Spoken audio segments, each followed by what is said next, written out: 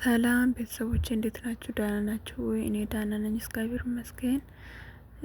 ዛሬ የማሳያችሁ ብብታችሁ ለጠቆረባችሁ ሰዎች እንዴት ብብታችሁ ማጽዳት እንዳለባችሁ እሱን ማሳያችሁ ማለት ነው። ብብታችሁ ጥቁሮባችሁ ምናምን በጣም የሚያስቸግራችሁ ሰዎች ይህን ብትጠቀሙት በአጭር ጊዜ ውስጥ ጥቁረት ያጠፋል ማለት ነው።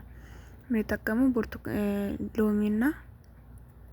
ሎሚና እንትን የምንጠቀሙ ኮልጌት ማለት ነው።